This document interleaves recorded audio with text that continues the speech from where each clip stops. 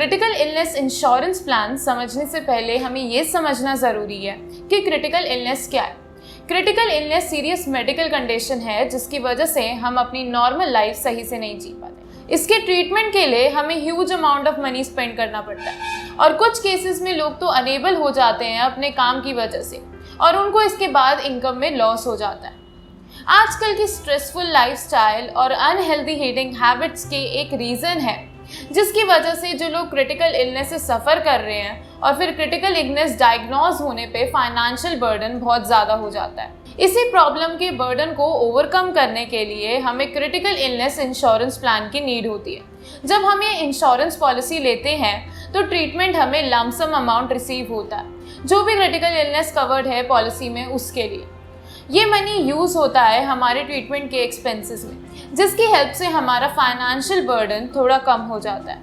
Friends, market में आज बहुत सारे क्रिटिकल इंश्योरेंस प्लान्स हैं जिससे हमारे लिए डिफ़िकल्ट हो जाता है चूज़ करना कि हमारे लिए कौन सा सही है, तो इसी वजह से आइडियल डिसीजन लेना मुश्किल हो जाता है।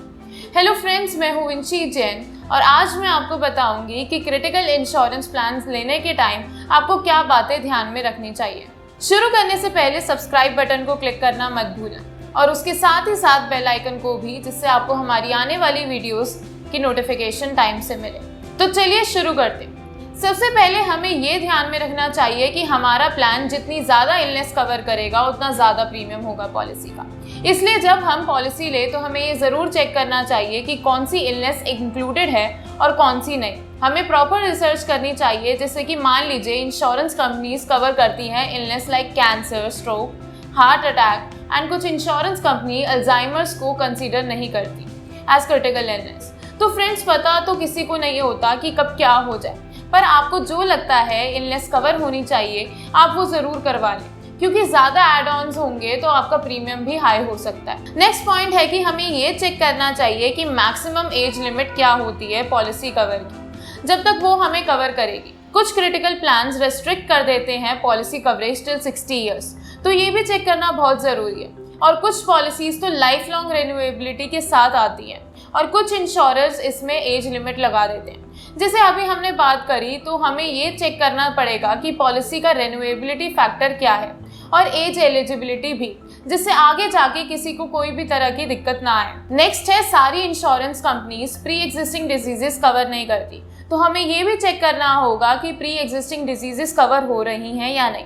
इसके लिए हमें हमारे इंश्योरर यानी इंश्योरेंस कंपनी से कंसल्ट करना पड़ेगा और अगर हमें कोई डिजीज़ है तो इंश्योरर को पहले ही बताना पड़ेगा, क्योंकि अगर आपकी प्री एग्जिस्टिंग डिजीज़ ही कवर नहीं होगी तो आपको आगे जाके दिक्कत आ सकती है और आपका खर्चा भी बढ़ सकता है। प्री एग्जिस्टिंग डिजीज़ का प्रीमियम भी थोड़ा हाई होगा और इसके लिए होल्डिंग पीरियड या वेटिंग पीरियड भी अलग से होगा और हर कंपनी का वेटिंग पीरियड अलग अलग होता है, किसी का 2 साल तो किसी का 3 साल। तो हमें ये भी चेक करना चाहिए कि उनका वेटिंग पीरियड कितना है और उसके बाद ही हमें अपने पॉलिसी चूज़ करनी चाहिए। नेक्स्ट पॉइंट ये है कि डिसीजन लेने से पहले हमें क्लेम सेटलमेंट रेशियो क्या है वो भी चेक करना पड़ेगा। क्लेम सेटलमेंट रेशियो रिफ्लेक्ट करता है कि कितनी % ऑफ क्लेम सेटल हो गए हैं out of the total claims made in the year. जितना ज़्यादा क्लेम सेटलमेंट रेशियो होगा उतना ही अच्छा होगा और उसके ज़्यादा चांसेस होंगे कि आपका क्लेम टाइम से सेटल हो जाएगा। तो जिस कंपनी का क्लेम सेटलमेंट रेशियो अच्छा हो उसी को फर्स्ट प्रेफरेंस दे और इसी के साथ साथ क्लेम प्रोसेस का क्या प्रोसीजर है और हमें क्या सूट कर रहा है और क्या नहीं, ये भी देखना ठीक रहेगा। नेक्स्ट है free look period. Mostly insurance companies offer करती हैं फ्री लुक पीरियड 15 डेज़ का, जिससे हम अपने डिसीजंस को रिव्यू कर पाए। इस पीरियड में अगर हमें लगा कि ये प्लान हमें सूट नहीं कर रहा तो हम रिक्वेस्ट कर सकते हैं कैंसिलेशन और रिफंड की। नेक्स्ट है check service quality of the insurer. हमारे लिए ये भी ज़रूरी है कि हम चेक करें services offered by the company to the customers.